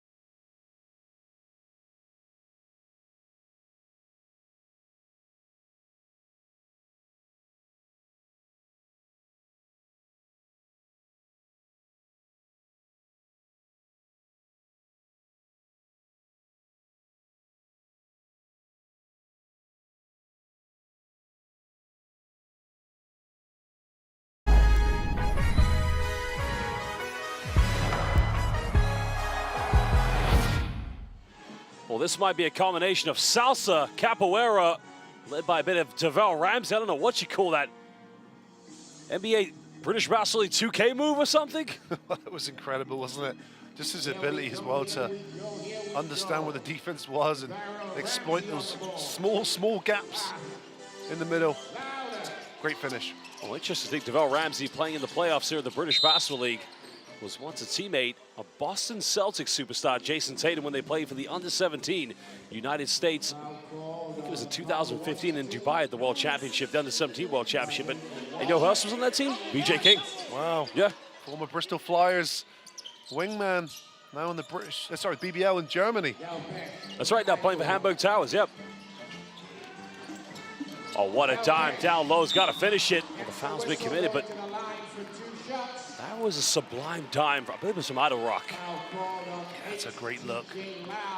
Look at this wraparound pass. And that's one that Del Pesh has to just go up there and dunk it, big man. Well, Del Pesh, just like his brother, have been great ambassadors here for the British Basketball League. Every team they go to, the fans gravitate towards them. As he makes the first free throw. Now, Leicester don't want us to go to double digits too early here in the fourth quarter, because then the mountain becomes much harder and higher to climb. Well, if he misses, that's going to be a retake, yeah. We'll take that again. Somebody stepped into the line. Listen, I can't imagine you made that mistake too often when you were a pro. I think I made that mistake many times in the under-8 league back in Surrey in my youth days, but you cannot step in too early on a free throw. No, and Del Pesh is a 47% free throw shooter, and what you've done there is you give him an opportunity to extend this now to 9. 3-point. Connor Washington. 9-point ball game. Leicester needs some rhythm. Doe posting up. Can't tough play. Did have TJ Lau on the dump down, but cuts it down to 7-point ball game. Possession by possession, and Leicester's got to stay in this one. Oh, of course. You know, a lot of basketball played here in this fourth quarter. We've seen that third quarter as well. The Sharks look a little bit inconsistent in what they're doing. Ramsey catch and shoot. The three is up, no good. Buckets with the rebound. Again, since the first quarter, he's been ice cold, but can he get into this? Penetrates, goes in, gets his own rebound, fights around the defense. He's tough. He is too strong. Even when he misses, he's like a WWE wrestler. He just goes after every offensive board. No, it's good heart there, and he looks a little heavier today in terms of the way he's moving. He's not your, super athletic guy where he's going to jump over defenders, but he does look a little bit leggy today. And you can see by the way he shot the basketball today as well, it hasn't really been his typical self. 4 for 13 from the floor so far, Teddy Allen. And of course, I agree with everything you're saying, but we also know he is the kind of player that can just turn it on in a heartbeat. Oh, when he first came to the league, I say this story all the time. I get a text message from my old man who coached against him in the CEBL in Canada. Buckets is coming to the UK. I'm thinking, what on God's green earth are you talking about? And then he says Teddy Buckets. I look it up, I'm thinking, this guy looks like he's going to be good. First game, everybody was talking about him on social media. Well, he has been as well. He's a player that's come with a lot of hype, but he's delivered. I think it's very difficult sometimes to be able to do that. 23 points a game this year, 6.5 rebounds. He's had some major performances, one of which was against the Sheffield Sharks. His season high is 35 points against the Sharks. Well, good block by Dowu. Here come the Riders. Washington, 3 in corner. It's up, and it's good. And it's back to a 2-point ball game. Riders not going anywhere anytime soon, and Connor Washington popping up big again. How many times have we said that over the years? And here he is. He doesn't get fazed by the big occasion. 2-point game. Well, Sheffield have been going relentlessly for the perimeter shots. 5 seconds. Green, got it by Thomas. Goes in, got to be a charge. Good defense. But Byron Thomas has hit the ground. He's okay. Tough as nails. You take a charge against Melly Green, you're almost getting hit by the London Underground at that point. He's done great there, puts his body on the line. Malik Green as well hasn't been his typical self today. He's really struggled to find easy points. He's trying to create for himself. Sometimes you try too hard, and on that occasion he did. And it was the defense of Myron Thomas to prevent him with the lane going to the rim. Of course, Leicester Riders, slowly but surely, there was the block by Dowu, but again, to have the confidence, the experience, the 3 in transition by Connor Washington, that's big time. The thing is with this Riders team, Josh, they're doing it without their main piece of the puzzle here, and Kimball McKenzie, their team captain, and a player that does so much for them on the offensive end.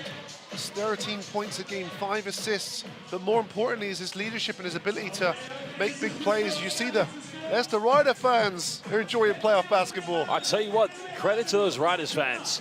For so many years, I'd see them turn up to the Copper Box, either to Surrey Sports Park. They travel. They've been there. I mean, they talk about, I think I'm correct in hearing this. The name Riders derives from the bus companies, if I'm correct. Dan Broutler's told us that before. But the history of this team, it goes back so many, talking to the late 70s. So these fans, they've been through the very good times, the very bad times. Remember, I've already said that they won their first playoff championship in 2001. The 2 years after that, they won a total of 7 games between 2 seasons. So the Leicester Riders, they were struggling. But along came the season 2012-13 when One Ant Road joined the team, and then they became league champions.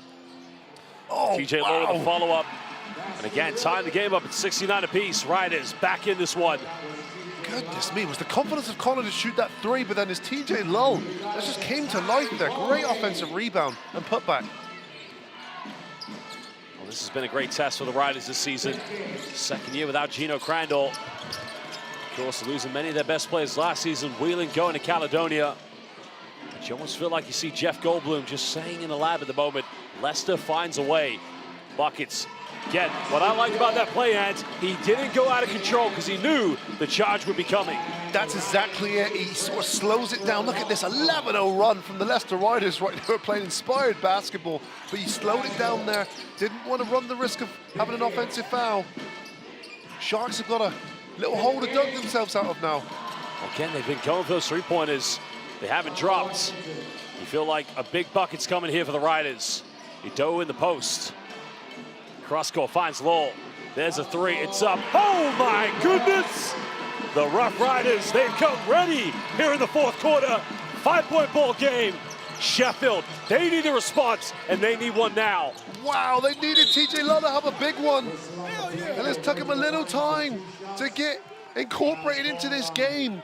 But that three-pointer takes him to 5 points personal and extends this Leicester Riders lead to 5. Again, he was doing this last season in Japan, sagging down in the corner, waiting for three-pointers when he was being coached by Roy Rana, the head coach of Egypt. And now he's doing the same thing here in the British Basketball League. He's doing it when it matters. Clinical clutch play by TJ Lowe. That's really hard to do as well. He's a player who hasn't really been a massive part of the offense today. He was 1 for 4 before making that three-point shot. Someone who has been locked in from the start today is Prentice Nixon. You know, he has been someone who's came off the bench, and he's been one of the main reasons as to why the bench production's been so high as he misses that second free throw. 17 points personal for Nixon. Well, the pressure just getting to the Sharks. They turn this one around in the first quarter. Teddy looking for the ISO, pulls up off the dribble, still remains cold. Still plenty of time left in the game for both these two teams.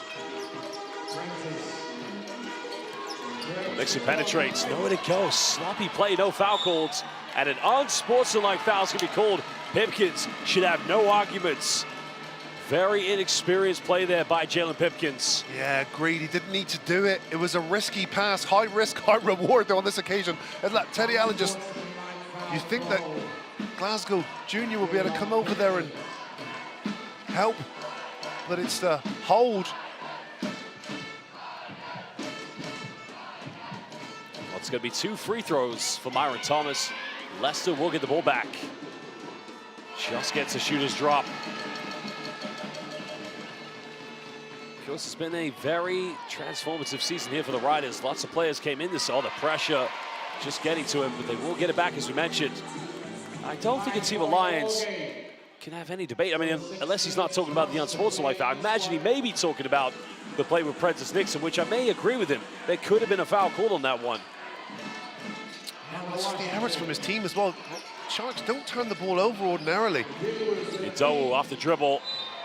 May have just turned down the temperature here in the Cannon Medical Arena. Again, Ants, they turn this game around. You've got time. Why are you taking a quick three in the offense? Well, that's the question, isn't it? Sometimes rational, logical decisions evade you when the game's on the line. Glasgow Junior to restore a bit of order now for the Sharks. Goes down low to Malik Green. No double team coming. Green post up, tough play, can't get it. Nobody going in for an offensive rebound. Just hasn't been his day today. Ordinarily, he relished the opportunity to get one-on-one in the low block with an opposing defender. But it's good resistance from the Leicester Riders here. Oh, an offensive foul. I mean, this was Leicester's game for the taking here in the past 3 possessions, but they're just now giving Sheffield the glimmer of belief, the little bit of hope. I mean, I love it. We're getting closer and closer, but Leicester, they could have ran away with this one, Ants. No, agreed. But it's both teams here making these minute errors. Another quick three, but again, nothing but net. And as the great Dan Rutledge would say, a little bit of string music. Goodness me, Prentice Nixon, 20 points personal now for him. Sheffield have 1 foul to give. They want to use it now. Well, they want a traveling violation. Thomas goes in, avoids everything, and they'll put it back to a 4-point ball game. Great balance there from him. Dribbles the ball off the floor and then able to slow it down and use his hang time to finish the play. Well, Pipkins went for the ISO. Goes for another 3. Shot selection, and I got to tell you, to me, that's not good enough. No, it hasn't been a great night for them from the three-point line. Just 7 for 22 for the Sharks. Well, Lawler's wide open. Buckets have you just seen. TJ Law was wide open. They're going to call this Sheffield ball. 4:16 to go here. Leicester currently leading by 4 points. We'll take a short break, and as always, we will be back momentarily, very quickly.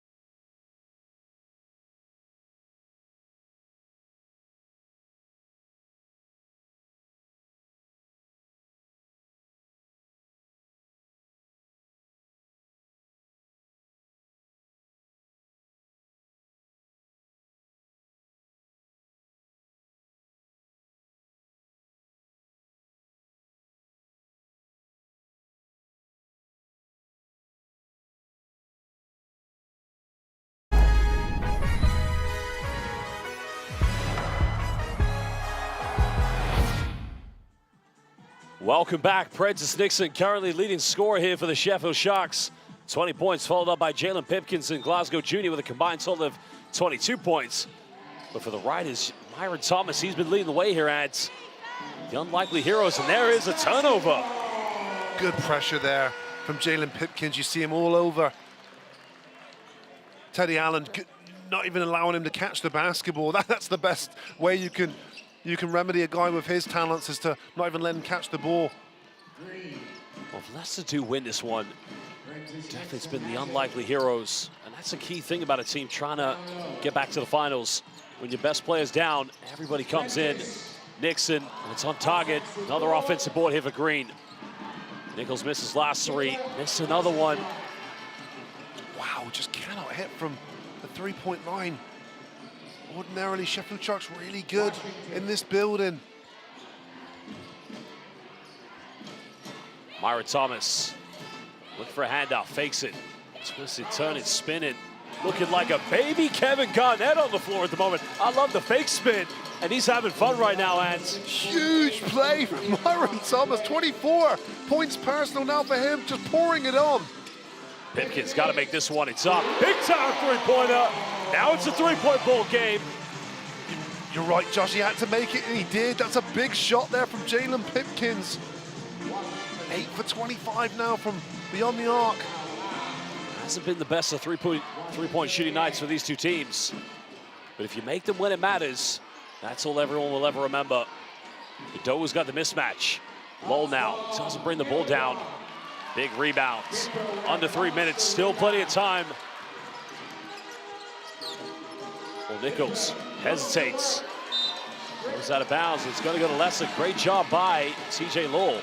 Well, he looked like he deflected it off Nichols' leg, and it ricochets out of bounds, and you see the frustrations there from Kipper Nichols. Let's have a look at this again. Hesitates the shot. Strong dribble, and oh, it's a great call and a great play from TJ Lowell. TJ Lowell with the good hands. Kipper Nichols struggling here in the last few possessions. Over 2.5. Leicester just need the composure. So put it in the hands of Teddy Buckets. Still can't get, that's gonna be a foul on Prentice Nixon, I believe. It's not a bad foul to give away. I mean, they had to give it away, but it won't be sending Leicester to the free throw line. Great foul. Yeah, great foul, because that's a putback for Samuel Doe in there, who's been very good today. Retino coming back. Of course, in his career, he's won a few bits of silverware. One of them, as we mentioned back in 2016, was the playoff championship at the O2 Arena against Rob Paternosters. And I really do hate to keep bringing that up to you, of course, but what a great pass! Oh, my goodness. Well, TJ Lowell's very unlucky that was an and one, but Sheffield's defense. What's the old saying? What's the British drill? The shell drill? You got to know where ball is, know where man is. Oh, TJ Lowell won that one back. What a great pass, and it was worthy of a finish. Well, TJ Lowell's first trip to the free throw line here today. All the pressure just getting to him. Oh, Kipper Nichols just sees this. Wow, that's an interception. You've got to see ball and man, that's the saying, and Nichols was too fixated on the man there. Oh, he missed them both. Now, Sheffield keep it alive. Leicester unlucky not to get the and one, but also 2 missed free throws from TJ Lowell. And that's the difference, isn't it? You know, you get the and one, you only just got to worry about 1 free throw miss. You can tie the game up. Oh, baby! Are you kidding me? Nixon is taking this game over. Goodness me, that's a big one. 23 points now for Nixon, who has took control. Well, now is the time for big plays. Holmes down the middle, hangs in the air. Intelligent plays going to the free throw line. But can he hold his nerve? It's a good play there from Jaron Holmes, but he's having to create himself. There's not a natural point guard on the floor right now for the Leicester Riders. No Connor Washington, no Sashan Russell. The 2 point guards active for today. And of course, we know that Kimball McKenzie, this is his time.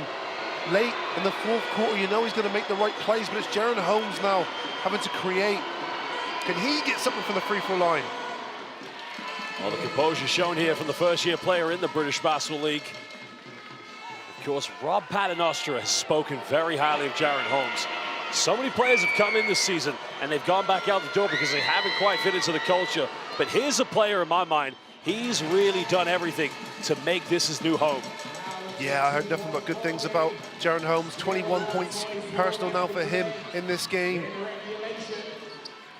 Sharks down by 2 again. Surely you want to go to Nixon. It's a good contest. It's a tough shot, but Jalen Pipkins has got the hot hand, but it's a good contest there from Riders. Patient play now. I'm thinking that play, you want to go to Prentice Nixon, though. Nixon's on fire. Nixon's the one leading the way. Idowu got it by Pipkins. Lowell, corner, made his last one. In and out, doesn't get it.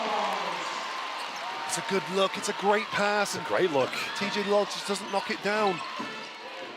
Well, here's the man they want the ball in the hands of. Nixon, 18, hand his face. This guy simply is cooking an entree, and it could say game very momentarily. Unbelievable. He uses that screen to perfection. What it does is it creates space for him to get that pull-up jump shot off, and he knocks it down. Holmes now in and around, jump hook, can't get it. Sheffield with a chance to take the lead. Well, this game could spell 2 letters, Ants. It could spell OT, but I think somebody wants to go home tonight with a victory. Here comes Nixon again. He's been on fire. Nixon, step back, surely. Can't get it. No foul. Still no foul. Oh, Buckets comes up, and there's the foul, Ants. Well, it sort of fell to, was it Pipkins?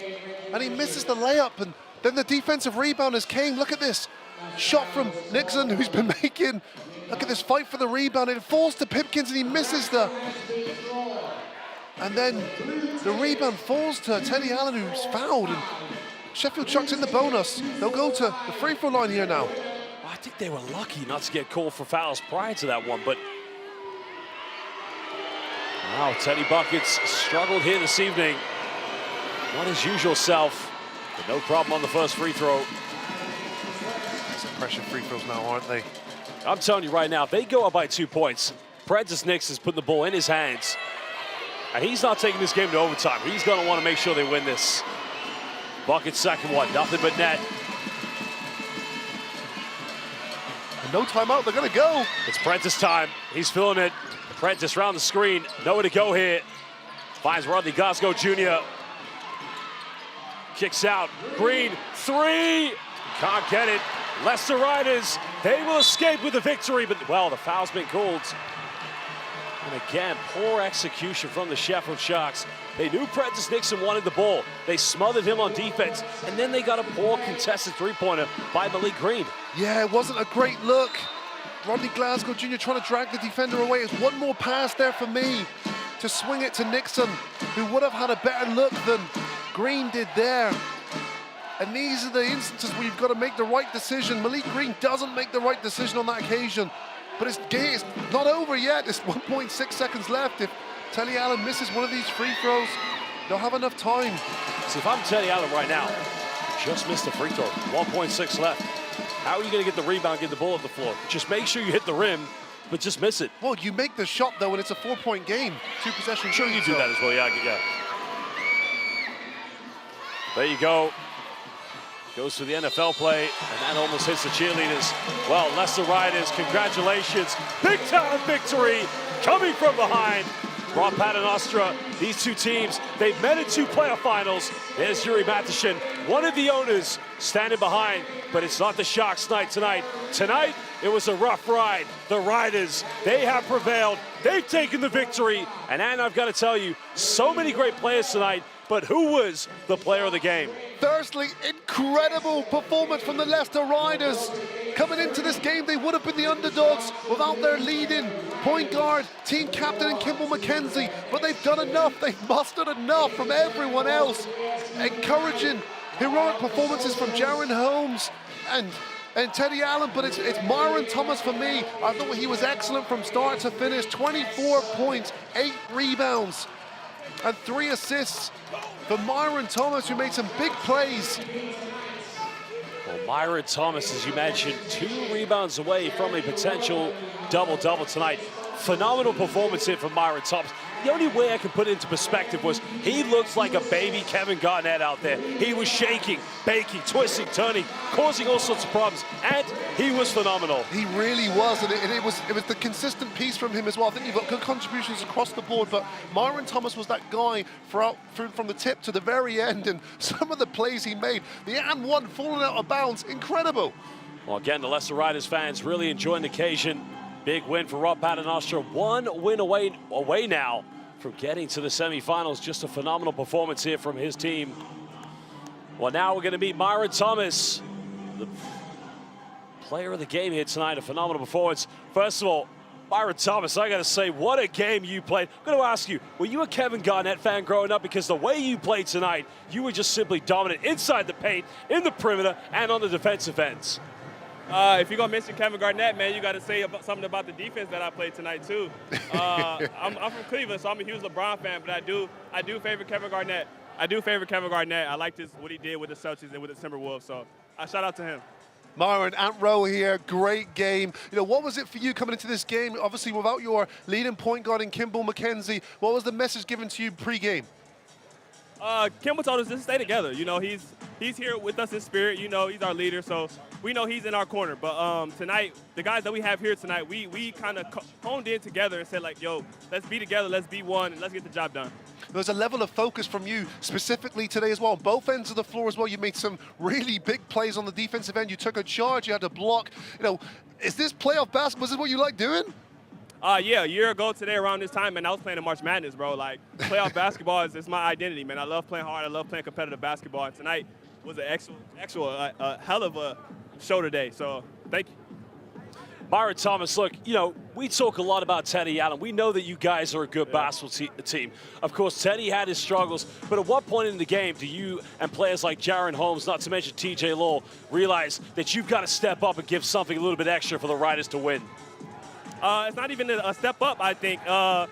We have to play well for Teddy to play well. If we're not playing well, Teddy's looks, he doesn't get the looks that he usually gets. So it's a whole team unit, you know. It's not just one guy, you know, running the circuit. So I think everybody has a role, and we're kind of crafting into that identity. You know, we know Teddy's an incredible scorer, but Teddy doesn't get those looks if other guys don't run in transition or if other guys don't set good screens. So we play hard for each other. We play for each other.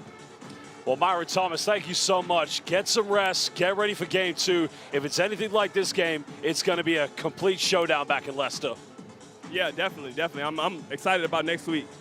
All the best to you, my friend. Thank you. Congrats. Well, of course, what a phenomenal performance from him. I mean, he's been great all year. And as you mentioned, to make sure that he started the season as well as he's finished, you got to think, Leicester, could the dominance still be in this? Could the fight still be in them to get back to the O2 Arena? Wow, like the performance from Myron Thomas as well. When you look back at some of the other, you know, key victories that the Leicester Riders have had, Myron Thomas has been a prominent figure in that. You know, when he's had those big games, I remember one specifically against Newcastle as well. He's a player that has the ability to impact the game on both ends of the floor to will his team on to win. Well, of course, we are going to meet very soon with head coach of the Leicester Riders, Rob Paternostre, to get his words on this big victory. First of all, Coach, unbelievable performance. You guys took a lead in the first quarter. Sheffield kind of came back. At one point, they had 45-7 on the bench points, but you stayed calm. You stayed composed. And what did you feel at some point in the game your team was going to come back and win? I felt pretty good about us if we, you know, took decent shots and got back on defense. I think in the half court defensively today, we did a really good job. I thought that in the open floor we struggled. So I thought the second half it was really important for us to slow the game down a little bit and get back on defense. I thought we did that, and I thought we had some really big-time performances. Obviously, we're missing our leader and, you know, our point guard, the guy with the ball at the end of the game, but I thought these guys really stepped up at the end of the game to make the plays they needed to. Coach Ant Rowe here, you know, congrats on the win. You know, I think you come into this one to call you underdogs, I think is an understatement here. Point guard is such a pivotal position, as you know, having played it yourself. He does more than just score the ball, Kimball McKenzie, but some really good decisions on both ends of the floor from some of your guys. Can you pick out some key performances that you think were pivotal in this victory? I thought Myron Thomas energy all game was excellent. Obviously, he scored the ball really well. I thought he was key. I thought Holmes really kept us in it with some of his scoring. defensively, Law, I thought he was really good at the end, and I thought Connor came in and gave us the minutes we needed there to settle us down late in the game. He's been here before. So, yeah, total team effort. Obviously, you said it. We are missing our point guard. We are missing the guy that has the ball a lot. But I think these guys took it on as a challenge. I know they thought, a lot of people didn't think we really had too much of a chance without him, but defensively, I think is where we made our mark in the second half. It was key. And it's some mental resolve as well going into halftime. That second quarter really difficult for you guys, 21-10, and you sort of feel that the Sharks were going to steal the momentum there. Again, it's you going in at halftime. What was the message that you were having to deliver to your team there? Well, we didn't feel that way. Maybe you did. We didn't feel that way. I'm stressed over here. I'm stressed. We didn't feel like the momentum was stolen. We just felt like we had to get back on defense and do a better job. And the interesting thing was last week at Surrey, with this group, we were down at halftime as well. And that comment was made in the locker room. So this is a team that last Sunday was down and won. So they felt comfortable with it. And, we had a really good week of practice. I think, these guys have been locked in mentally. So one game down, and, I thought our fans were amazing today, too. They're right behind our bench. What a job by them keeping us going. And we need more of that at the Mattioli Arena next Saturday. Yeah, the fans got some well-deserved camera time today, and just one last point. Fourth quarter, Coach, 14 points you allowed Sheffield Sharks there. I thought you made things really difficult for them on the offensive end. Malik Green really struggled as well with guys coming at him as well. Defensively, you've got to be proud of that performance. Yeah, I am. Mentally, I'm proud of it. That's the thing. I think this week, obviously, we've played this team 4 times already, and this week these guys are really locked in, and it's game 1.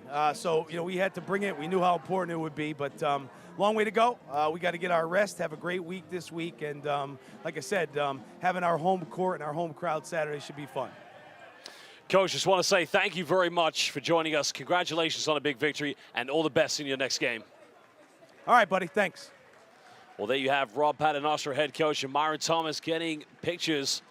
I think that's with the Sheffield Sharks fans as well. That's how great of a player he's been. But, man, we got to go back and look at the stats from this game. This game completely turned around, I'd say, towards the beginning, first few minutes of the fourth quarter. Leicester, out of nowhere, just rose like from a phoenix from the ashes. Yeah, and look, you look back at some of the decisions made down the stretch from Sheffield. I think Leicester Riders' defense forced them into making some errors, and some of those shots as well from the Sharks, they were good quality threes. They just couldn't knock them down. You're 9 for 29, 31% there from the three-point line. But this wasn't the ordinary Leicester Riders. When they've won games, they've shot a healthy three-point percentage. They were 6 for 26, which is not a great percentage when you look at the grand scheme of things. However, they were able to get other plays, make other plays, namely on the defensive end, and that was enough today. See, I just look at that stat line right there. Look, we can compare everything. The difference in threes, the difference in field goals with inside the rainbow.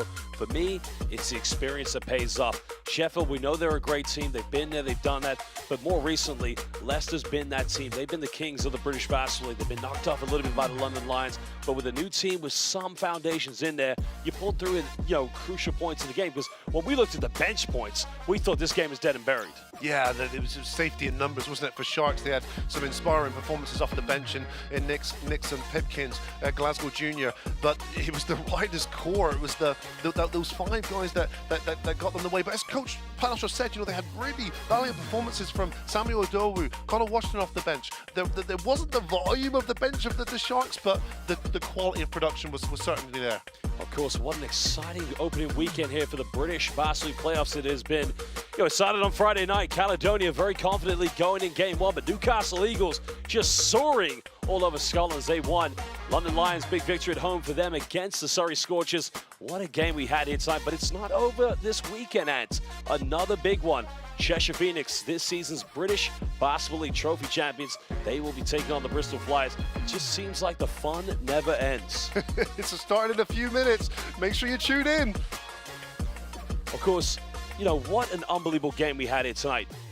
Leicester started on top. Sheffield came back. Sheffield dominated for 2 quarters. Leicester out of nowhere, they go on a run, and it's almost like they stole it from the Sharks. Yeah, it's one of those ones, when you're on the road, you've just got to stay close. If that's the main goal, when you're against the odds, and you stay close, and anything can happen in the fourth quarter, and we just saw that outplay today. Well, British Basketball League fans, it's a new thing this season. There's 2 words that many of you are going to love. Game 3. I'm Josh Bett. He's at Rowe. We'll see you soon for more games. But remember, there's one more game to come. Cheshire hosting the Bristol Flyers. We'll see you soon for more games.